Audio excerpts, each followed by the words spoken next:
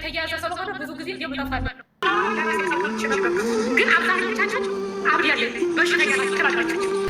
እንግዲህ በጣም ያሳዝናል። እህታችን በአረብ ቤት በሰው አገር የካንሰር ህመም ተጠቂ ሆናለች። ፈጣሪ ጨርሶ ይማራት። በጣም ታሳዝናለች።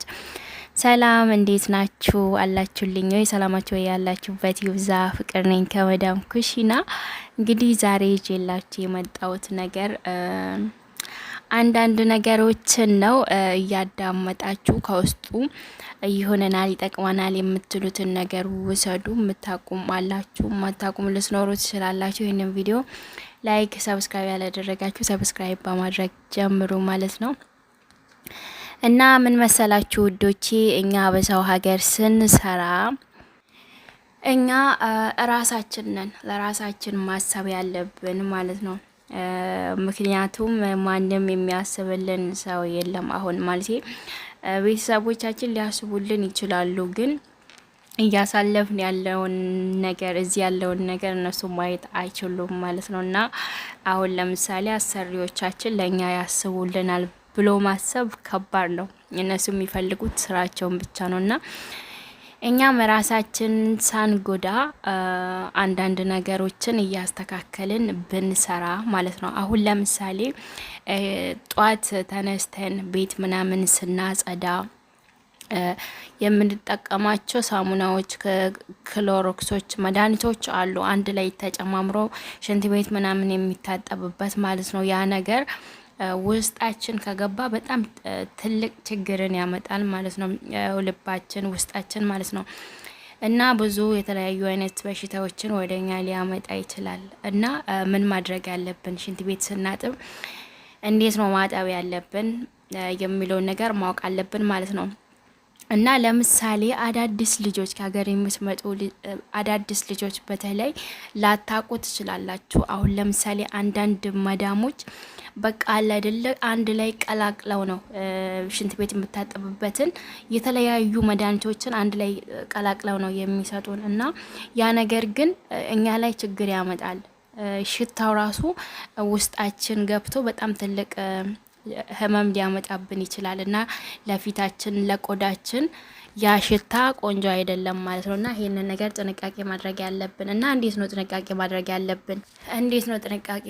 ያለብን ያንን ነገሮች አንድ ላይ ቀላቅሎ አለማጠብ ማለት ነው። አሁን ለምሳሌ ብዙ አይነት ነገሮች አሉ ሽንት ቤት የሚታጠቡበት ሳሙናዎች ማለት ነው። እና እዛ ውስጥ የተለያዩ ኬሚካሎች አሉ እኛን ሊጎዱ የሚችሉ ማለት ነው። እና ያንን ነገር ባንቀላቅለው እንደዛው ብናጥበው ማለት ነው። ቀላቅላ ብሰጠን ራሱ ደብቃችሁ ድፉትና አንድ አይነቱን አርጉበትና ብቻ እጠቡ። የሆነ እኔ በፊት ማለት ነው የሆነ ሌላ ሀገር ማለት በጀመሪያ ሄድኩበት አገር እንደዛ ነበር የማደርገው። ሴትዮዋ አንድ ላይ ነው ቀላቅላ የምትሰጠኝ ማለት ነው። እና ለመጀመሪያ ቀን አጠብኩኝ ሽንት ቤቱን። በቃ አለ አይደለም አዲስ ስለሆንኩኝ ፈርቼ ምናምን ነገር መስኮት ምናምን አልከፈትኩም፣ እሷም አልነገረችኝም ምናምን ነገር አጠብኩኝና በቃ ከዛ አጥቤ ከዛ ከሽንት ቤት ውስጥ ስወጣ ማለት ነው ፊቴ ሁሉም ነገር ቅይር አለ። በቃ በጣም ተቀያየረ። ውስጤ በቃ የሆነ ነገር ይሰማኛል ማለት ነው። እና በጣም ትልቅ ጉዳት ነው። እንደዛው ቀጥዬ ቢሆን እኔ እንጃ እስካሁን ማለት ነው ፈጣሪ ይመስገን። ግን ከዛ ወዲህ ግን እየለመዳችሁ ስትሄዱ ሁሉም ነገር በቃ እያሰባችሁበት እየገባችሁ ይሄዳል። እና እኔ ቀላቅላ ተሰጠኝ፣ እኔ ምን አደርጋለሁ? እሷ ቀላቅላ የሰጠችኝ ደፍቼ አንዱን ብቻ አርጌበት በዛ በደንብ አርጌ አጥባለሁ ማለት ነው። እና እናንተም ደግሞ እንደዛ ማድረግ ትችላላችሁ። እና ደግሞ ሽንት ቤት ምናምን ስታጥቡ መስኮት በደንብ ክፈቱ። ሁሉንም ነገር ክፍትፍት አድርጋችሁ እጠቡ ማለት ነው። ታፍኖ ከሆነ እንትን ካልዘግታችሁ የምታጥቡ ከሆነ ያው በጣም ጉዳት ሊያመጣባችሁ ይችላል፣ ያፍናችኋል።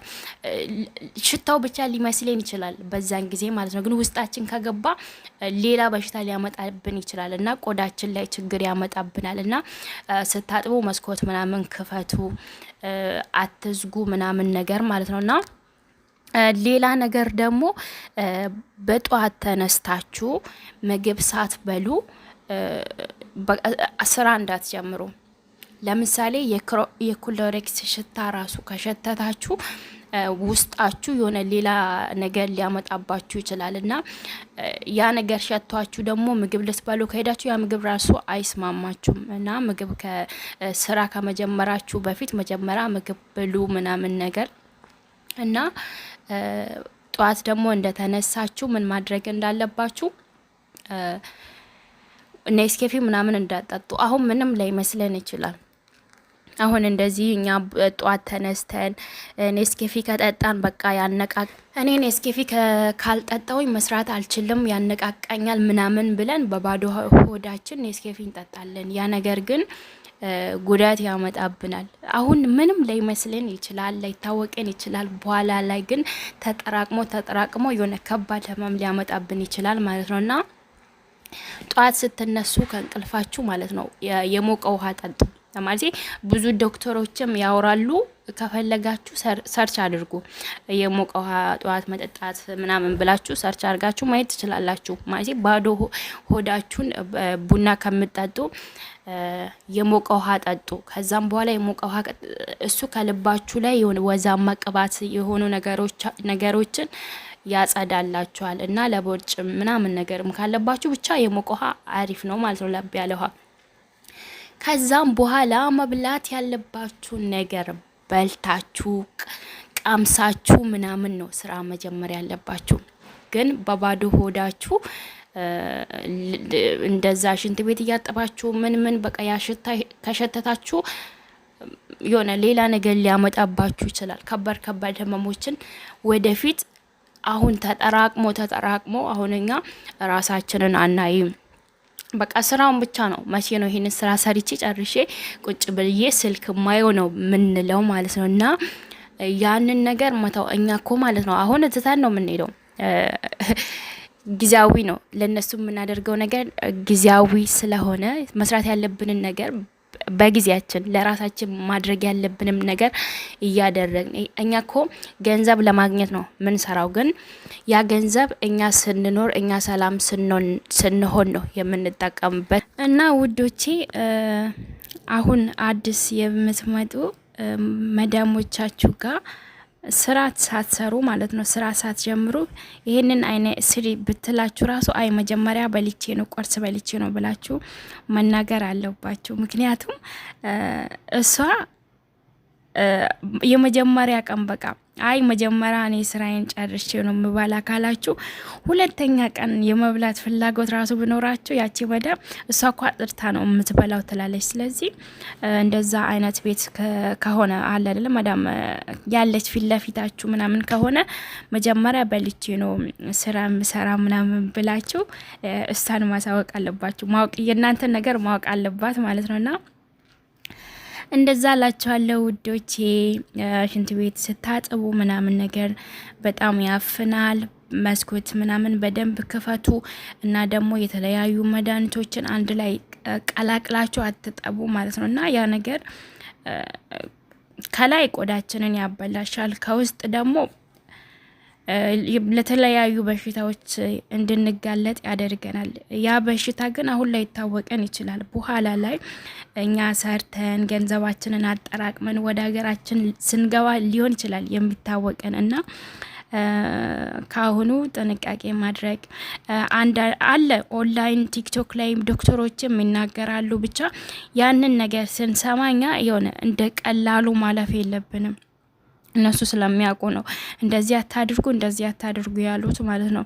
አሁን ለምሳሌ ማን ዶክተር ነበር ሲናገር ሰምቻለሁ እንትን ላይ ቲክቶክ ላይ ማለት ነው። አንድ ላይ ቀላቅላችሁ እንዳታጥቡ ምናምን የሆነ በሽታ ያመጣል፣ ካንሰር በሽታ ምናምን ብሎ ሲናገር ሰምቻለሁ። እኛ ግን ያንን ነገር ሰምተን እንደማይጠቅመን ሳይሆን ማለፍ ያለብን የሚጠቅመን ወስደን ያንን ነገር ልንጠቀምበት ይገባል።